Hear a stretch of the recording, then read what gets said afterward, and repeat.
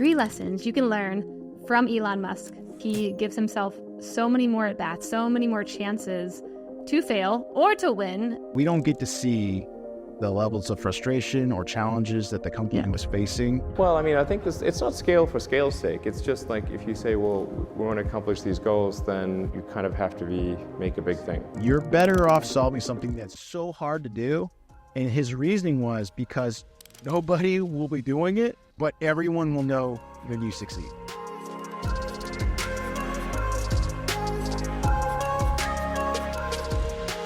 Welcome back. This is Stephanie Postles. Albert, how's it going?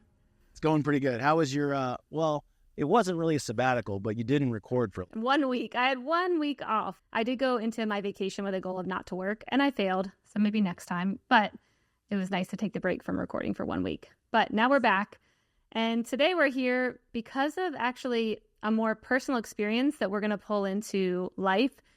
So to give you the story of where this concept's coming from, the 3 lessons you can learn from Elon Musk. I have a Tesla, and all of a sudden I started seeing that Tesla was pushing full self-driving, trying to get people who had Teslas to buy the full self-driving package, which I had not seen them pushing this as much. They had here and there, but they hadn't really asked me to buy it like they have recently. And so I started looking into why are they pushing this concept so hard? Why is this something they really want people to be buying into? And I went down this whole rabbit hole of looking at what they've been doing over the last decade with this self-driving technology. And after looking into it, I realized there were so many good life lessons just from this one case study from Tesla that's what we're going to talk about today. So for full self-driving, Elon and team at Tesla have been working on this for over a decade. And up until about 2023, they had been working in the same model with the same type of code where their engineers were going in there and they were doing a lot of manual labor to identify stop signs, circle, there's a roadblock, there's a line in the road, trying to train a model of how a Tesla should operate when it's in self-driving mode, which is what a lot of other companies have been doing. When I worked at Google, they did it this way. I mean, you have these huge teams in India just circling things all day long to identify what things are. And so that's what they've been doing for 10 years to work on getting their cars to have self-driving.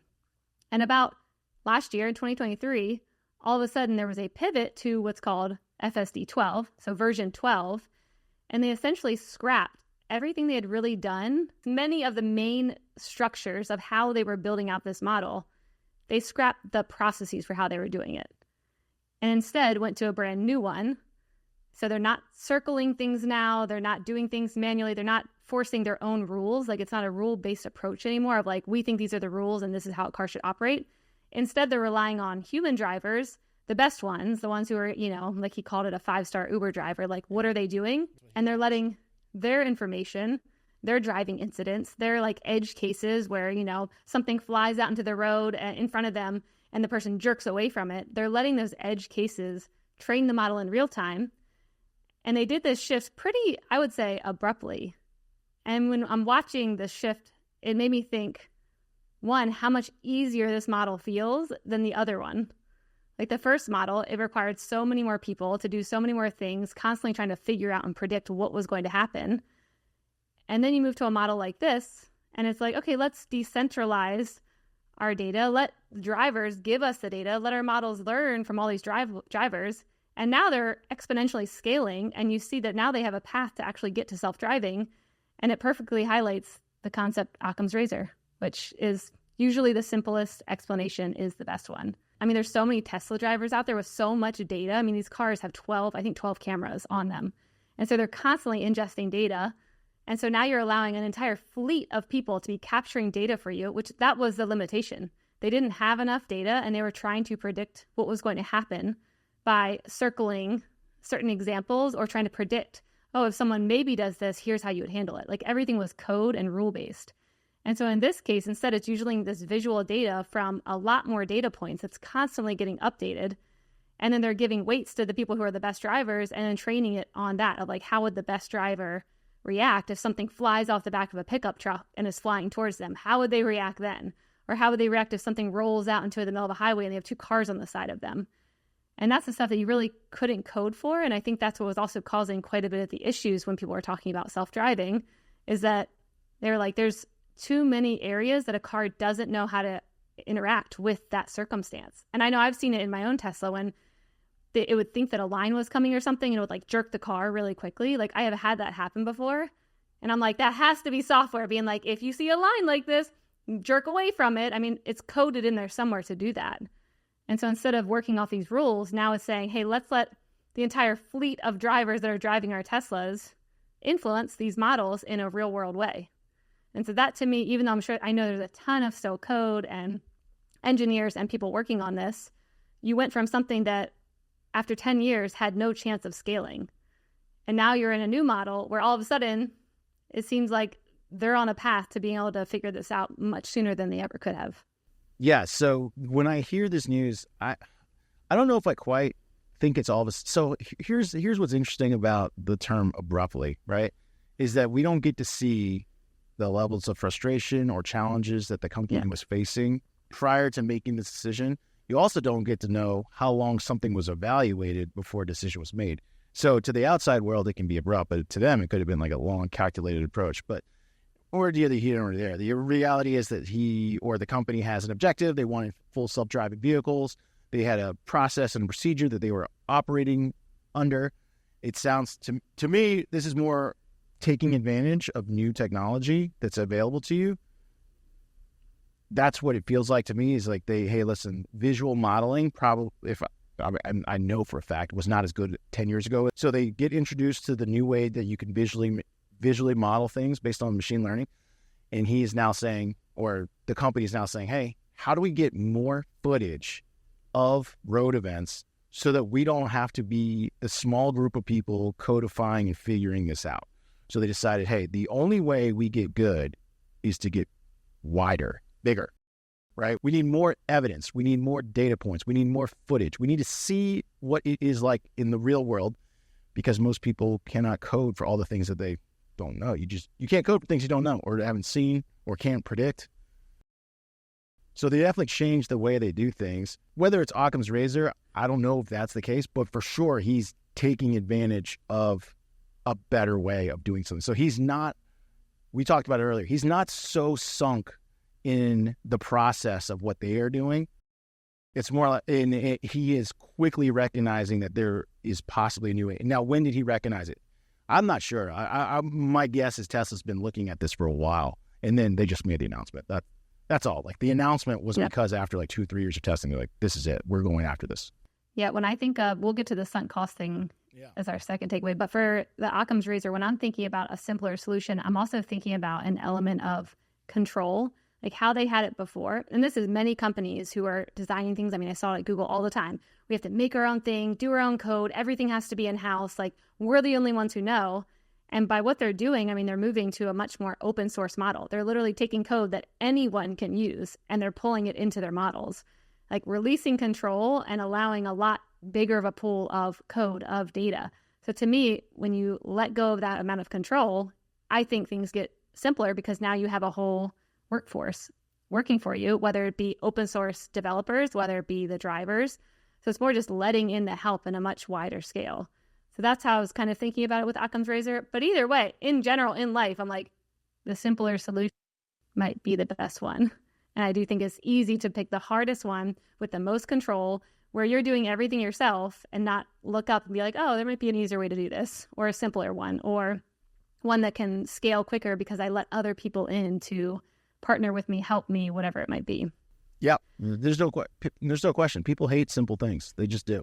It's also because they don't like things that are, when something seems so easy that it's obvious, most people choose to not do that because they believe that everyone else will be doing it. And this Occam's razor thing always, to me, falls back to, is very more similar to like, lean startup principles. But I'm in agreement, like whatever you can do that is something you can do and quickly do is always, to me, the best decision path to go down, because you actually have to be, this is the one thing that when I talk to people, that I think it's weird.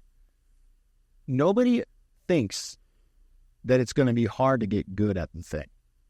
So like if you listen to how people choose the decisions that they make, the effort it takes to get good at it is never a consideration, which is really weird, right? And instead they just jump to, oh yeah, we should definitely start.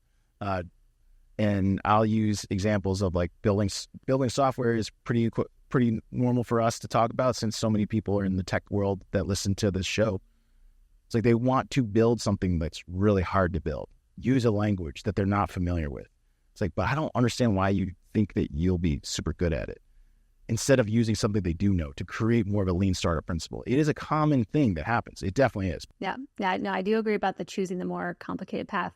But then I also think when people don't think about how much time it might take for them to get good at something, I think that naiveness is actually a good thing, because that's how most companies have been built. I mean, you hear all these founders, they're like, if I knew what I know now, I would never rebuild this company. I mean, I think NVIDIA CEO said this. Knowing what you know now, would you start NVIDIA again? He's like, no. Yeah. So I'm like, and I think I've heard that from a lot of founders at huge companies where they're like, the stress, the toll, how hard this industry was, like I would be now fearful to get into this kind of space, but I was so naive back then that I thought I could do anything. So I do think that mindset, is what has built some of the greatest companies in the world. And yes, sometimes there are also people who just choose the hardest route where it's like, why? Here's an easy one right here. If you're not the type of person that constantly, let's say, thrives with adversity, then you should definitely be the one that chooses the simpler path. Yep. Yeah. I mean, some people just love it. Some people love chaos or feel like they need to. I remember talking to Simeon Dukach, who was the managing partner or founder of One Way Ventures. He talked about why does he invest in refugees? Because he says refugees, by default, have no other way but success. And they've already gone to the ends of the world to solve the biggest problem, like, freedom. How do I obtain freedom for myself? That not knowing code, not knowing financing, that's not going to stop them from succeeding. And so I thought that was pretty cool while remembering that conversation I had with him, which I agree with you, is like, so for the biggest moonshots, typically, you are going to need that attitude that I can learn this. Yeah. And I think if you have an excitement behind something, that's something I've heard quite a lot recently, where it's like, if you have a really high excitement towards something, even if it's hard, you will be able to push past anything that is too hard because you're so excited about it. And that's something that I think a lot of people miss out on. Like, if you have a lot of excitement and something's hard, you can't be deterred, which is great. You're like, this is my highest excitement and it might take many years and I don't care because this is what I want to do. Whereas other people, if you're just picking something hard, but you actually don't have excitement behind it, I mean, we've talked about this previously, but I feel like your efforts will begin to degrade because you don't have that passion internally driving you to be like, I don't care how hard this is something I really like or I really care about. And that's why money's, a lot of VCs talk about it. Money's a terrible motivator because if you're doing something super hard, inevitably it'll get to the point where you should probably do something else. And there's always probably someone else who will pay you a little bit more. So it's easy for someone to drop a project if money is the motivator. Yep. Yeah, I agree. So I want to go back to what you mentioned earlier. So we already had our first one that we were like, okay, Occam's razor. Somehow I could or could not relate. I still think it's something interesting to think about throughout life. But the second one you brought up was sunk costs. And I'd love to talk about the sunk cost fallacy, because that was something when I was looking at this story where I'm like, billions of dollars spent, so much headcount, 10 years of investment into building the modules and the pieces that you need to get this code working. I mean, imagine being some of those people who are like, we're almost there. We just need a few more things. And we're like 80% of the way there. And to some people, it'd be pretty hard looking at that being like, no, there's $1 billion or more invested in here. I don't even know the amount. I know it's big though. And this people, they put 10 years of their life in there. We got to keep moving on because we've invested so much and there's so much cost. And I thought, man, that's a good right there. How many of us look around at something and we're like, we put a lot of money in here. We had this relationship. I've been in this relationship for 10 years. Like, I can't just jump out of it now, or I can't stop my business now. I've been doing it for a long time and all my life's money is in there. And like that sunk cost fallacy that holds us, in a state of like a prison because we're holding on to what was, instead of just doing what this story, I am at least picturing it as, is like, okay, we're done with that. We got to shift over to something better. $1 billion. Yeah. 10 years. Yeah. Whatever that was. Like, it's time to, switch routes real quick because this one's not scaling, or this relationship's not working, or this company's not working, or this job's not working. And I need to make a quick pivot. And I don't care actually what has gone into the past to get me here. I just know I have a new future and I need to quickly pivot to get into a different timeline of my life. There's only 3 moments of life: the past, the present, and the future. And if you tell me everything I've done in the past is not going to help my future, to me, it's pretty easy to do something different. Like, I don't, when I hear people that say that they have to continue, I don't really understand. I just don't. When I think about that concept, is like, I must continue down this path because of what happened in the past. And then you think to yourself, well, are you happy with what happened in the past? Is it like heading towards something good? And so many people don't really have an answer. They're just like, well, it's what I've always known. It's what I've always done. It's like, all right, so I guess that sounds good. But to me, it's nonsensical. Like, it's hard for me to conceptualize.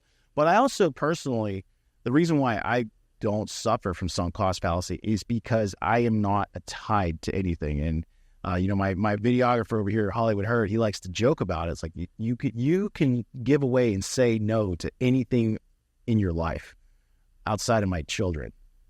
But I think that's pretty true. You know what I mean? Like, when I was younger, did I have a hard time breaking up with people? No. I was just like, okay, this relationship has ended. I don't see a future, therefore it's now finished. But that's just a personal opinion. So for me, it's hard to relate to people who believe that they've invested so much that they have to continue. But what if it's not even investing so much that you have to continue? Let me see what this example might do. Because I do agree, like, the big things, that's an easier one to look at. Like, hey, your business isn't working, your relationship, whatever it might be. It's like, this thing's been going on a long time. And if you don't have something drastically different, like, why would you keep putting more effort into that? That piece, I understand. But there's one that I see happen a lot, and it's around food. This is one example of many micro moments of someone getting into, like, a sunk cost. You go out to dinner. I bought this dessert. I try it, and I'm like, it's not that good. But then I sit there, but I watch other people sit there and eat something, even though they don't like it, because they're like, well, I paid money for that. And in my head, I'm like, whether it's in your stomach or it stays on that plate, you already spent the money. It doesn't matter. You don't have to finish the food.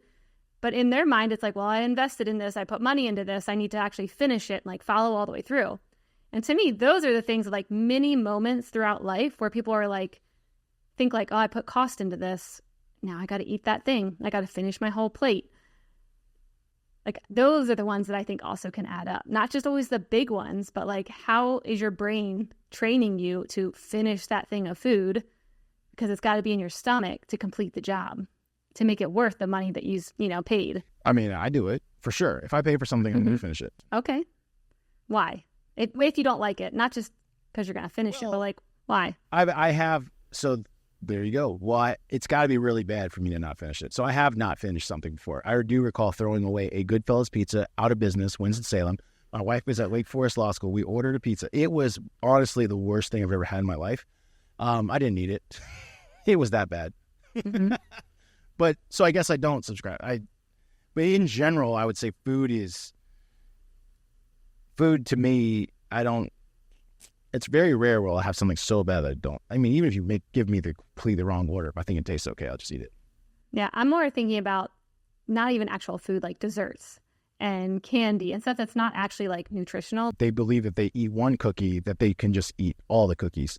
So they're like, well, there's no turning back. Why would I leave? Yeah. There's 24 cookies. I ate 12 of them. I might as well finish the other 12. That is a very common decision. Yeah. I think a lot of people make. Yeah, so that's the kind of decisions from, like, how many times do people feel like, well, I already am so far into this, now I got to finish it. If I were to debate that's more impulse. They don't think that eating 12 cookies will ruin their life. They also think avoiding 12 cookies will better their life. So it doesn't really have a weight. Now, you can say over the course of a lifetime of eating, that will add up. That I believe to be true. But that decision is a very impulsive decision. I don't know if it's a good indicator. Let me put it this way. There's a lot of successful people that are super fat. So I think eating habits and success are not correlated at all. Mark Benioff's fat. Elon Musk looks like a giant pale Play-Doh, piece of Play-Doh. I mean, does he now? I feel like he looks jacked now. He's got the same color and texture as a mashed potato, too. Kind of whippy, lumpy, like mixed with butter. Like, he's not, dude. Elon Musk could not run a mile under 10 minutes. I'm looking for Elon Musk's shirt off. Plus, he looks like shit at all times. Like, he looks stressed to the max. I mean, he doesn't care about himself.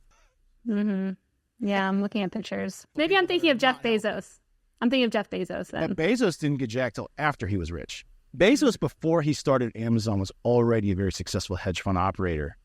He was already super successful. He had this wiry, nerdy look. I mean, he wasn't caring about his health. Like, you know what I mean? And I'm sure he made plenty of impulsive decisions.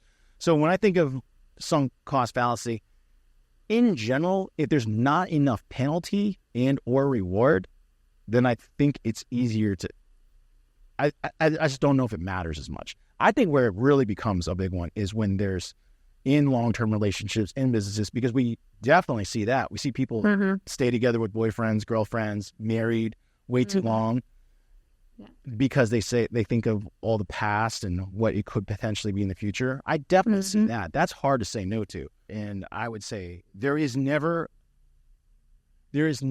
too much costs to change your mind, I think. If you have the right information, if you have a good enough confidence interval that this new thing will be different, I don't see why the past would prevent you from making that decision. I do believe that to be true. Yeah, you can always change your mind with everything. That's right. That's why I love the 37 Singles guys, man. They don't even believe in planning. They're like, I just make decisions based on what I know today. Like plans, I have no plans. Okay, so we said 3 lessons. Now we're at 2. The third one that I took away from it, which I know we'll be kind of debating, is around failing fast, which I know you mentioned. Yeah, that this is not an Elon Musk thing. It's been done a long time before him. So this is not his thing. But I do think, he has some good examples of failing a lot and fast. Not, with Tesla, definitely, but also SpaceX, with a lot of things that he's involved in. That dude's not afraid to fail. And he's not afraid to fail publicly. On TV, I'm launching a rocket. Oh, fuck that one. He's definitely had rocket launches that have been televised that, didn't make it off the launch pad. So, yeah, when looking through a lot of his launches and the things that he's doing, what I noticed with him is that he gives himself so many more at-bats, so many more chances to fail or to win. But because he has so much more consistency around launching, around new versions of things, around different styles of cars, he just has more instances to see if he's going to succeed, which... every entrepreneur knows, like, the more at-bats you have, the more chances, the more willingness you have to try something, take on a risk, change something up. Like, that is how you grow a company bigger, scale it, invent new products, invent new things. So watching what he's doing here, not just with this, but with his other companies, is a great reminder of, like, are you doing something that's making you scared today? Are you choosing something that could have you fail publicly, could make you embarrassed, could have you choose something that's going to have you lose face in front of your company and your employees? Like, are you choosing risky but measurable decisions that you're betting on? Yeah, I would simplify it some because not every one of us. So Elon is in a different position, right? Because he has earned the benefit of the doubt that he's a bit of a rainmaker. The things that he touches, he's a Midas man. They ultimately turn to gold. It's how he's been able to raise substantial amounts of money for. So if people want to look this up and forget their history, Tesla wasn't his company. He found out about a tester, became an investor in Tesla, continued to buy shares to create capital for them to keep investing in their vehicles. Ultimately, he really disagreed with how the CEO was running things, and he basically did a hostile takeover, right? He bought enough shares where he voted the guy out. And it's hard to say, did he make the right decision? Well, if you had invested at Tesla at that time versus how much its stock price is trading today, yes, you've made a fortune. Likewise, he then took on X. X has not returned the same return. It is down a lot since he took over, and it's constantly in the news. So he's very public about what he wants to do and what he's trying to do. Because he has had such outsized success, people do continue to invest in him, which allows him to continue to play really hard games, right? I think like all the Hyperloop projects now, for example, are closed. Like none of them worked. So he's taking huge moonshots. He's making huge bets, and he's trying to do great things. For anyone who's trying to, if you're looking at that and say, well, I can't compare myself to him, I think you can, in that you still need to take as many at-bats as possible. And I will clearly define the at-bat as getting your product in front of your customer. I think that's one of the things that he's done more than anybody. Like, he's willing to put his customers, the products out in public so that people can check them out, see them. He famously, more recently with the Cybertruck, right? He shot an arrow at it or threw a rock at it. I can't remember because it claimed it was bulletproof. It shattered right there.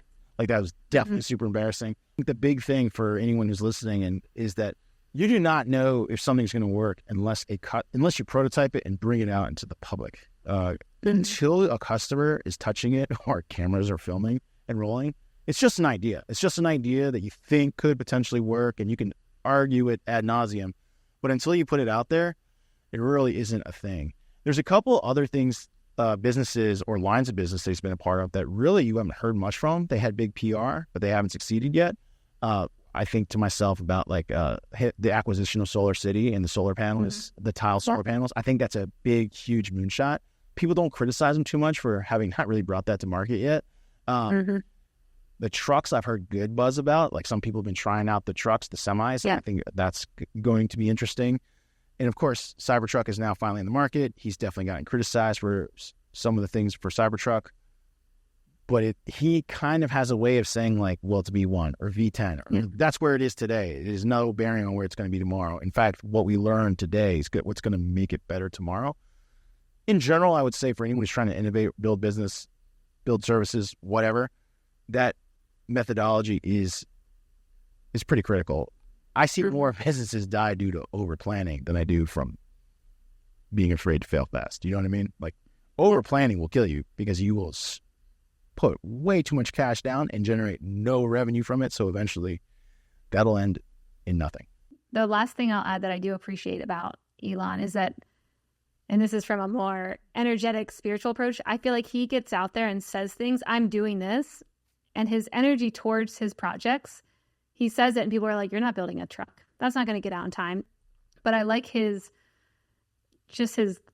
gumption behind his projects of like, I'm doing this, I'm doing that, I'm doing this. This is what you can expect of me. And even when he's missing deadlines, or even when it doesn't look like there's a path to build that, or even when he doesn't know if partners are going to come on his charging stations, I like how he comes at his projects with so much certainty that there has to be an energetic exchange of putting out that confidence, that excitement into the world and moving forward being like, this is what I'm doing. And this is what I'm excited about. And this is what's going to change the world.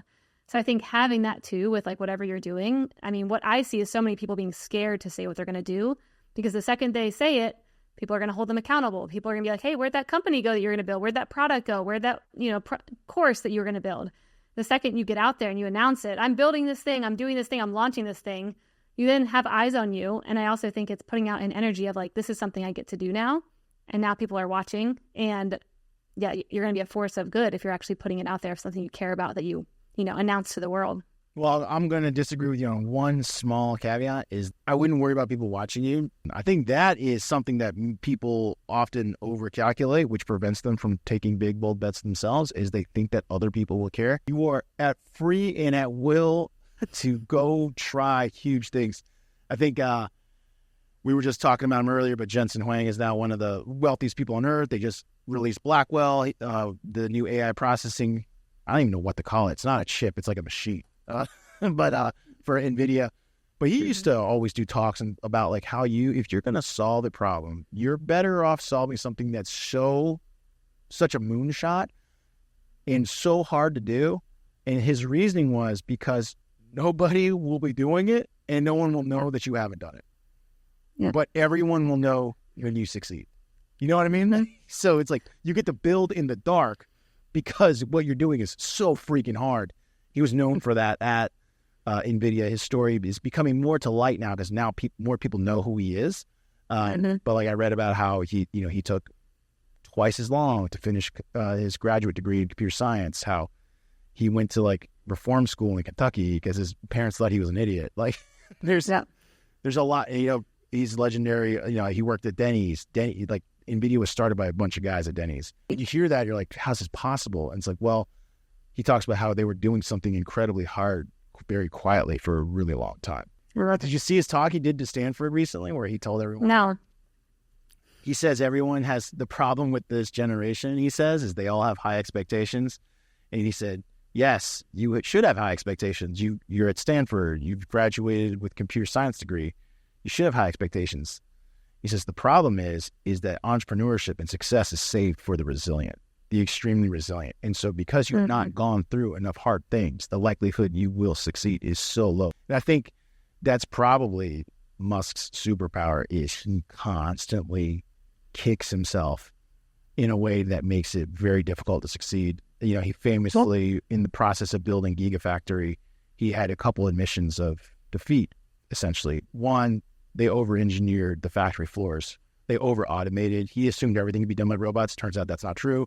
So he had to get more technical skill machinists, to help make the cars. When they missed all their delivery numbers at Tesla early in the days, he, of course, wanted the entire floor redone. He was known for sleeping at the factory to, oversee, we have to do this. So he had to incorporate some of his vision for automation with some of the current world, like what's available to him today kind of concept. Mm-hmm. But in his defense, he recognized that, and he was willing to be public, know that he missed deliveries for Tesla, and still have an answer for how he was. If you remember, waiting for the Model 3, the Model 3 was one of the, in hindsight, it's fine. But at the time, people were freaking out. I remember people had made deposits on the Model 3 and dude, this is a year behind. Yeah. Yeah, they were very delayed. People were wondering if they were even going to get them. They're like, is this all smokes and mirrers back here? Are we actually going to get a car? What is going on? And it was not pleasant. I'm sure for him, when the public has given you billions of dollars in cash loans, of which you have to repay with a car and their money back, but you've sunk it in automation that doesn't work, and now you have to hire a bunch of people to make it work. But he's definitely not afraid to be criticized. And for that talk, we'll definitely link it up in the show notes. I want to check it out because I haven't seen it yet, but it sounds like a good one. Oh, with Jensen Huang? Yeah, he's I hope you have terrible things happen to you, kind of. Well, there you go. We'll leave this episode off on a happy note then. Just there you go. Thanks everyone for tuning in. Hit the subscribe button. Follow us on YouTube. Wherever you're watching, viewing, we thank you and appreciate you being here with us.